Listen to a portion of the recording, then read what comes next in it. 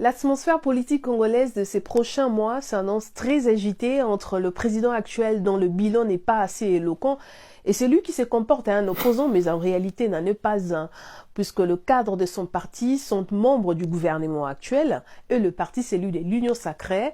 De ce fait, il partage pleinement le chèque de ces régimes. Il y a aussi de faux nouveaux venus. Parce que j'ai un rêve.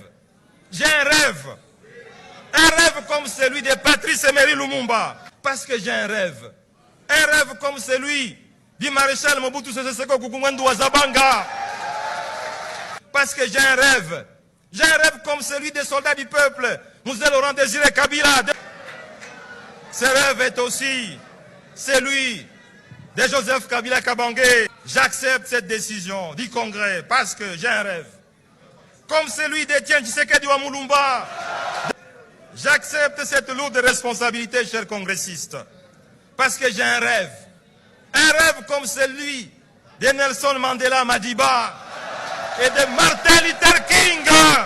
Le nouveau rêveur de la République serait le plus calé en matière économique, mais aussi magicien, car il est le seul à pouvoir transformer le maïs en une université privée dans son village. Et nous sommes censés, nous, adhérer à ces partis politiques et les voter à la prochaine présidentielle puisqu'il s'annonce candidat président de la République. Lui, comme son parcours l'atteste, n'est réussi jamais quand il s'agit de travailler pour la République, mais seulement pour son propre compte. N'est-ce pas que faire de lui président serait creuser notre propre tombe? En attendant de lui trouver une instance judiciaire compétente pour son cas, afin qu'il nous explique comment le maïs se transforme en université, nous n'avons pas le choix que d'écouter ses rêves. Le bruit du couloir raconte aussi qu'un autre nouveau parti politique serait en gestation du côté des Kingabwa. Kingabwa étant à Limete, plusieurs ont déjà traversé le boulevard Lumumba et poids lourd pour rejoindre le fils spirituel du Sphinx. Affaire à suivre. Au milieu de tout ça, le président de Fadenhouse, lui et ses acolytes refusent de siéger au Parlement, mais bouffent quand même l'argent du contribuable. Si ce n'est pas de l'argent facile, c'est quoi, dites-moi, selon vous? La vraie question ici est celle de savoir s'il y aura vraiment élection en 2023. Normalement, oui, mais quand un député porteur de la proposition de la loi électorale déclare, je cite, « Notre système électoral n'a pas encore atteint la maturité d'avoir un code électoral fournissant un cadre légal et réglementaire stable, ce qui présuppose un large consensus politique. » Fin de citation.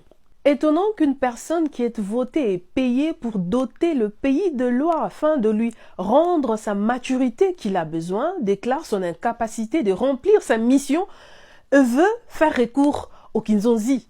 Les initiés comprendront que le mécontent veut aussi être ministre et pourtant, il fait un bon législateur. Même attitude du côté des Kingakati et Fadenhouse qui exigent un dialogue en dehors des institutions pour dégager un consensus sur les réformes électorales pour la tenue des élections en 2023.